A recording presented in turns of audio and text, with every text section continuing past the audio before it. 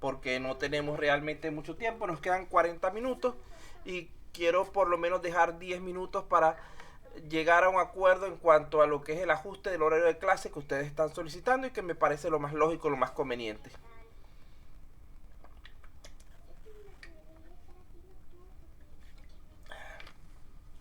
¿Tienen alguna duda, algún comentario sobre esta primera parte?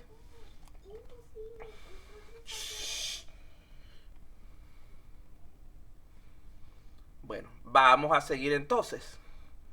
Si nadie dice nada, no lo voy a despertar mucho. Profesor, sí, tenía Dígame. un comentario acerca de que precisamente en la capa 3 es donde trabajan ciertos switches y, si más no recuerdo, también los routers, ¿verdad? ¿Sí? Justo a ese nivel de red para poder derivar los Sí, paquetes, me que es cuando está parece. empezando la parte ya, ¿cómo se llama? De relacionada con la máquina de lo que es el protocolo. Vean que uno generalmente no controla directamente esas funciones, sino que ya la máquina se encarga por sí sola de hacer ese trabajo. Se dijo Tal hace un cual. momento eso.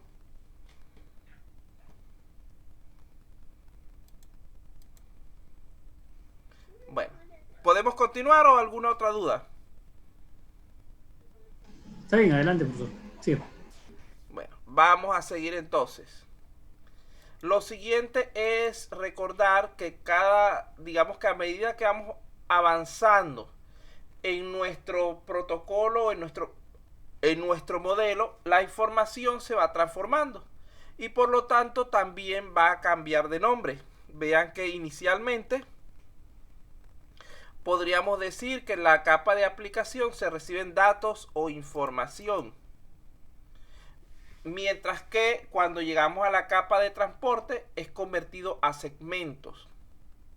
Luego se convierte en paquetes, luego en tramas y luego en bits. Vean que cada vez la información se va fraccionando en porciones más pequeñas. Cuando pasamos a la parte del receptor o el destino, comienza desde abajo con los bits que recibe a través de la red y va subiendo hasta llegar nuevamente a la parte de datos. Entonces allí tienen lo que es la parte de los diferentes nombres que reciben los elementos en cada una de las capas. Algo importante es que hay que considerar lo que es el encapsulamiento que rodea a los datos con la información.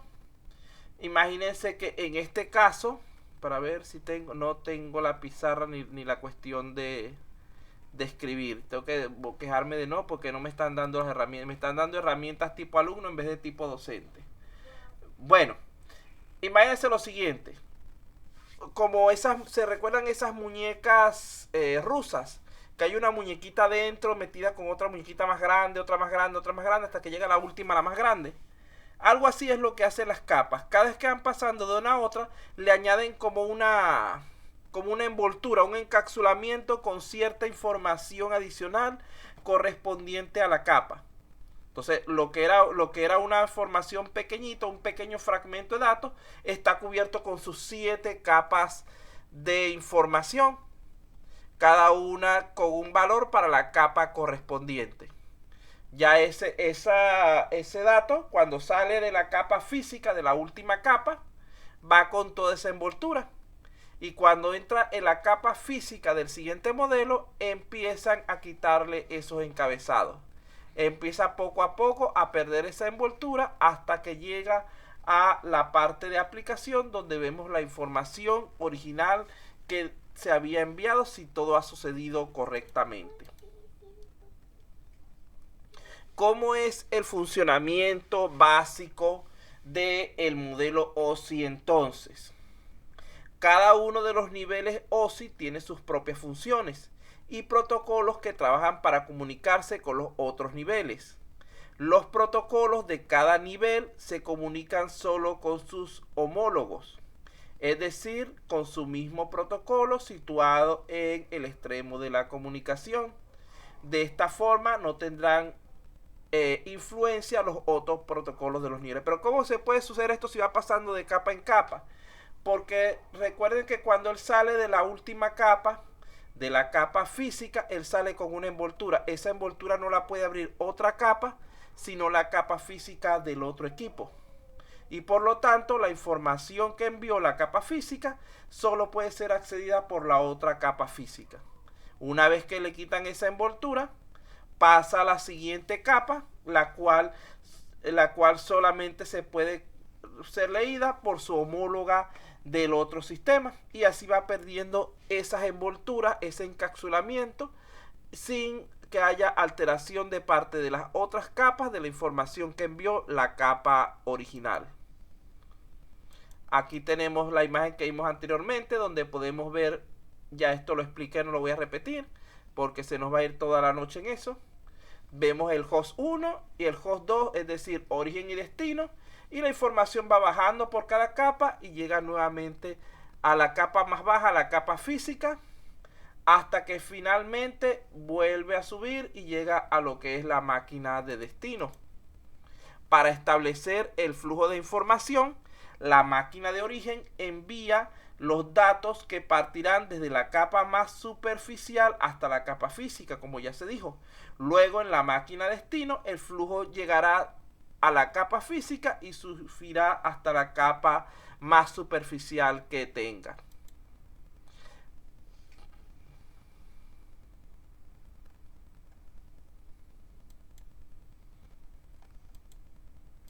Fíjense que si hablamos del funcionamiento básico de OSI, ahí está lo que hace fundamentalmente. Él va creando los datos originalmente en la capa de usuario, luego es empaquetado en la capa de transporte, se le van agregando encabezados en cada una de las capas, tales como la dirección de REC y la dirección local, hasta que al final en la capa física es convertido a bits. Esa es la manera más sencilla de ver el funcionamiento del modelo OSI y de cualquier protocolo realmente, porque todo protocolo de REC lo que hace es eso.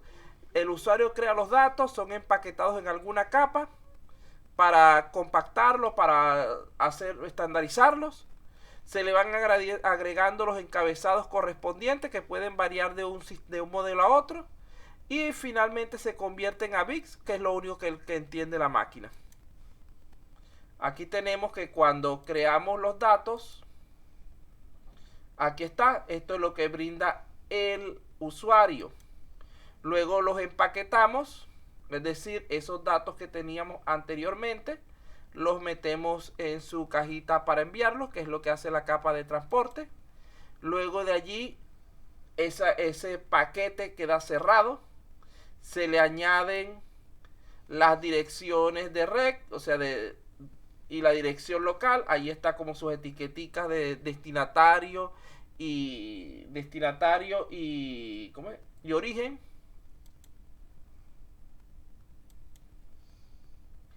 Luego de allí toda esa información es convertida a forma binaria, unos y ceros, y se envía por el cable de red.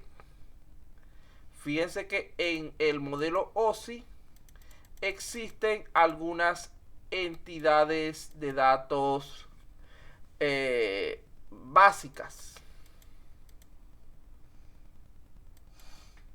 que son las que tienen en este momento en pantalla. ¿Qué es una entidad? Una entidad no es más que un elemento que procesa información en un sistema abierto para aplicarlo a ciertas funciones. En este caso, lo que se trata es de procesar la información para su intercambio entre distintas máquinas.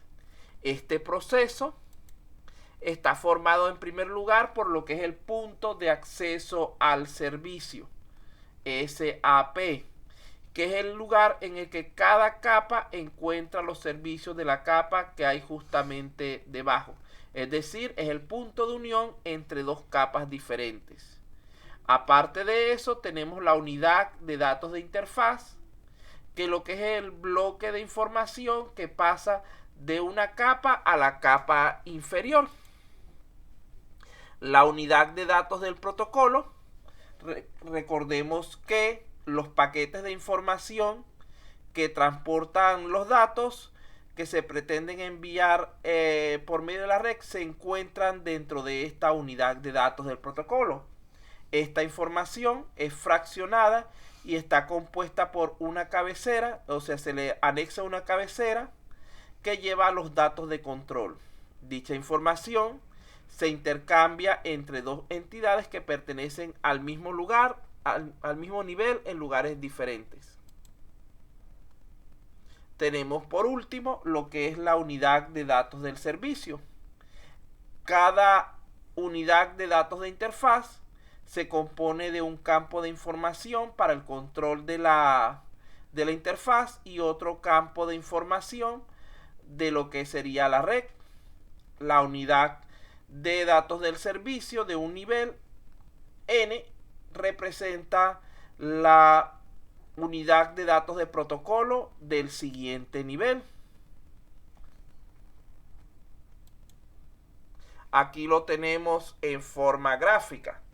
Fíjense que el punto de acceso al servicio, que es la cajita en color negro, es la unión donde se pueden comunicar los dos elementos que estamos estudiando. El nivel inicial, que sería en este caso la capa de aplicación, solamente tenía 3 elementos, que sería una de datos de interfaz, uno de control y uno de datos propiamente dicho. Esa SDU es la información en realidad que nosotros queremos transmitir. Atraviesa esa entidad de acceso al servicio y se le añade una nueva cabecera de control antes de pasar a la siguiente capa. Es decir, eso que dice ahí de unidad de protocolo de datos es equivalente a la unidad de datos de la anterior más una cabecera. Y así, si pasamos a la siguiente capa, lo que vamos añadiéndole es una cabecera adicional por cada una de las capas que vayamos pasando. Por lo tanto, todas las demás capas van a funcionar de la misma manera. A final de cuentas, los datos tendrán una enorme cabecera de información que contiene todos aquellos contenidos que se necesitan para su transmisión de manera óptima.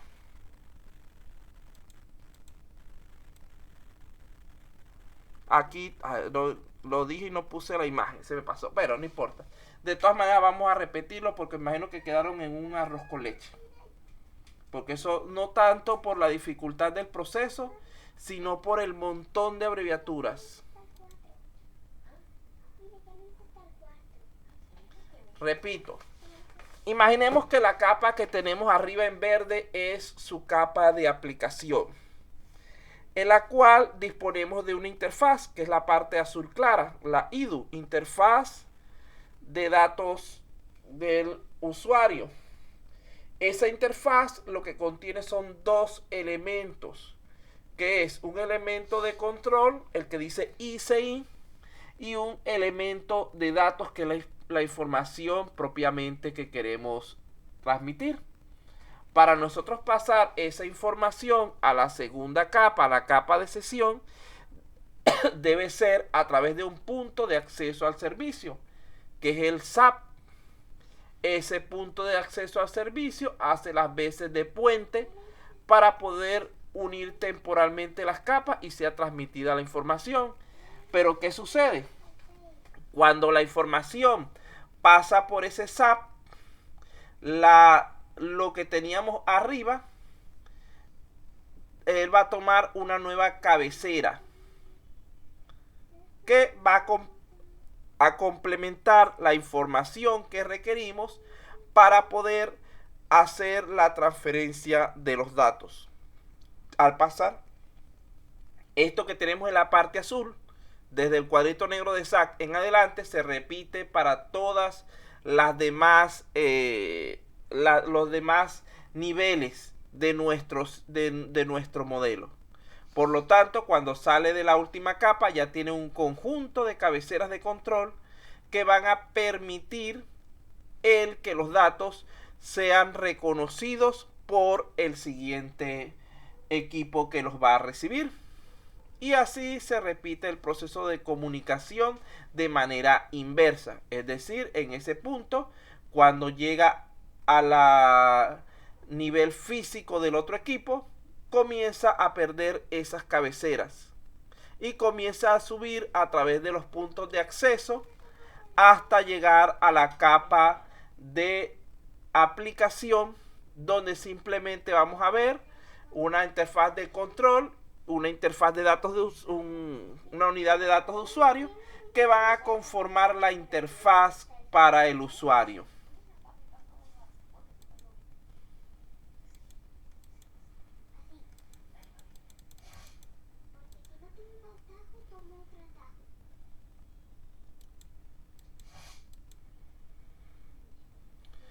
Con eso hemos explicado lo que es el proceso de transmisión de los datos en OSI. Fíjense que realmente lo podemos resumir en eso. La información es recibida en la capa de aplicación. ¿Cómo se recibe? En forma de una interfaz de datos de usuario. Cuadrito azul. Esa interfaz está compuesta por un componente de control y un componente de datos. El de control es el ISI y el de datos es el SDU. Luego de allí, a través de un puente llamado servicio de acceso, pasa a la siguiente capa, donde tiene su propio componente de control, y el componente de control de la anterior se convierte en una cabecera. La información se mantiene. De allí, cuando va a pasar a la tercera capa, se repite el mismo proceso. Por lo cual, podríamos decir que realmente un mega de datos que enviamos, en el momento que sale de la red para entrar, para viajar, o sale nuestro equipo para viajar por la red hacia el siguiente computador, ya no es un mega, es un poco más. Entonces necesitamos de un medio de control que verifique que realmente ese contenido es el que nosotros enviamos. Y para eso disponemos... ¿Dónde está el dibujo? Ajá. Y para eso disponemos de una herramienta que es el chequeo de... No tengo dibujo, pensé que lo tenía. Es el chequeo de redundancia cíclica. Ustedes saben que anteriormente, cuando se hacían las imágenes de CD, aparte del archivo de la imagen, te mandaban un archivito adicional que se creaba en ese momento, que era el de validación. Ese es el equivalente de ese elemento de redundancia cíclica, que es el que va a verificar que tu información recibida sea equivalente a la información enviada. Si eso no se produce, simplemente es descartada. Vamos a seguir aquí para ya hablar un poco del modelo TCP/IP. De todas maneras, no se preocupen que de estos modelos es poco lo que vamos a tratar en el examen. Vamos a irnos más a la parte cuando ya comencemos con lo que es los cálculos de direccionamiento, modelos de red fija, de red variable, etcétera, que es mucho más ágil para trabajar que este modelo. Bueno, seguimos entonces. Vamos a hablar ahora del modelo TCP/IP. Mientras que el modelo OSI sirve para describir las comunicaciones de red ideales con una familia de protocolos, el TCP/IP no se corresponde directamente con dicho modelo. Él lo que hace es combinar varias capas de OSI en una única capa. El modelo TCP/IP, como ya dije antes, es anterior al modelo OSI. En realidad es un modelo que surge a partir de la investigación de diferentes protocolos. Y el nombre de este modelo lo toma de sus dos principales protocolos, el protocolo TCP de transporte y el protocolo IP de direccionamiento.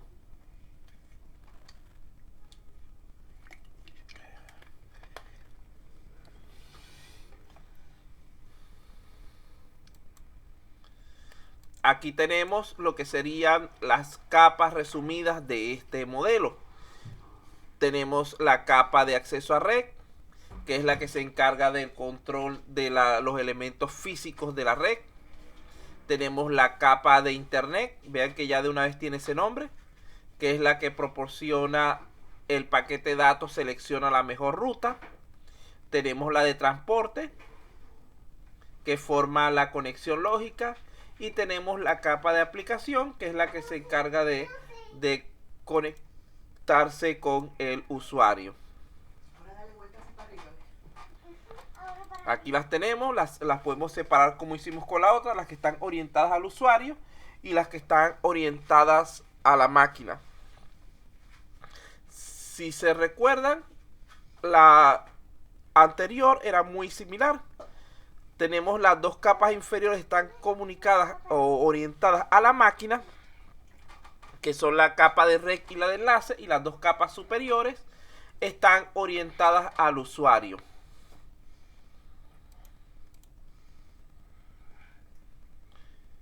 La capa de acceso a red se corresponde con la capa 1 y 2 del modelo OSI. Su función es permitir que los paquetes de información entren y viajen a través de la red, llegando hasta su destino.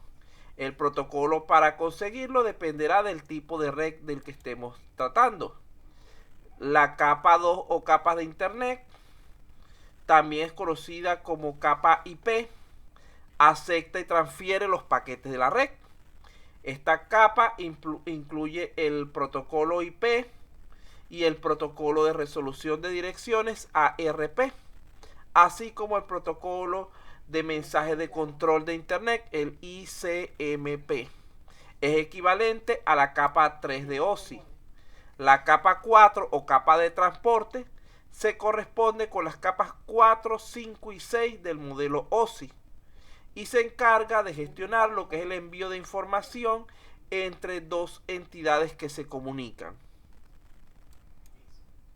La capa 4 se corresponde con la capa 7 del modelo OSI, es la capa más alta de este modelo e incluye las aplicaciones y los procesos que se producen en el intercambio de datos de la capa anterior. Si nosotros comparamos estos dos modelos, decimos que aquí tenemos el modelo OSI, la capa de aplicación es equivalente a estas tres capas. Creo que me equivoqué en la numeración ahorita. Estas son las tres capas de la pila OSI equivalentes a la capa de aplicación. Vean que tienen las mismas funciones internamente. El nivel de aplicación maneja los servicios de red a las aplicaciones, lo cual también lo hace el nivel de aplicación de la TCP/IP. En OSI, el nivel de presentación representa los datos, es decir, los coloca en un formato adecuado, lo cual hace la capa de aplicación de TCP/IP. El nivel de sesión produce la comunicación entre los dispositivos de la red, lo cual lo hace la capa TCP/IP. ¿Qué pasa? ¿Cuál es la ventaja en cuanto a esto? Imaginemos esto, un trabajador, supongamos que el señor Jauregui, yo le diga, mira, aquí está, tú vas a ser docente de la universidad, eres estudiante y vas a ser vigilante también. Imagínese una persona que tenga que cumplir esas tres funciones al mismo tiempo. Lo más probable es que va a terminar cometiendo ciertos errores. ¿Por qué? Porque imaginemos que sean en horarios diferentes. Si lo hacen en horarios diferentes va a implicar consumir un montón de tiempo y va a implicar un agotamiento mayor para ese individuo, que sería más o menos lo mismo que puede suceder con esto. Implica mayor esfuerzo, mayor complejidad en los procesos que se están realizando. Y si lo hiciera al mismo tiempo todos, tiene que abandonar alguna de las actividades que se le fueron asignadas para ocuparse de otra momentáneamente, pudiendo crear errores en los procesos. Aquí tenemos las otras capas. La de transporte equivale a la transporte del TCP/IP. La de red equivale a la de internet. y la de enlace de datos y físico equivalen al nivel de acceso de la red. Aquí lo podemos ver desde el punto de vista de enfocadas al usuario o a la máquina. La capa de transporte de OSI es una capa intermedia. Contiene elementos de ambas secciones, mientras que la capa de transporte del TCP/IP está orientada plenamente a lo que sería el usuario.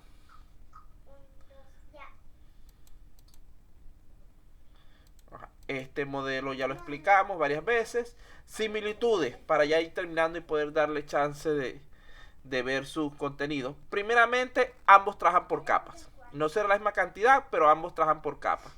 En segundo lugar, los dos tienen una capa de aplicación. ¿Por qué? Porque ellos necesitan que el usuario sea capaz de comunicarse con el equipo, con la máquina de alguna manera. Ambos tienen capas de transporte que no son y de red que no son idénticas, pero son similares.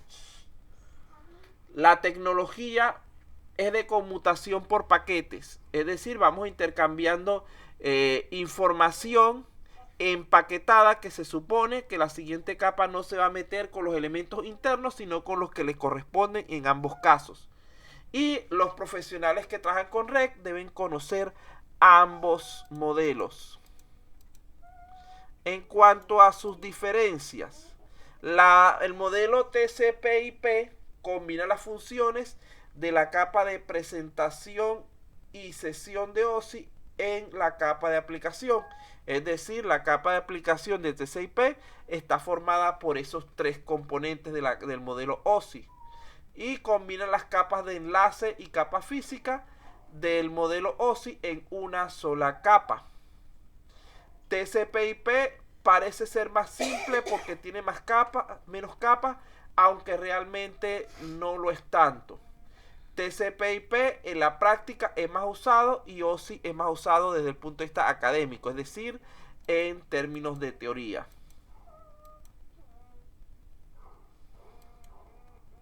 Aunque los protocolos TCP/IP representen los estándares en base a los cuales se desarrolló la Internet, actualmente se promueve la utilización del modelo OSI.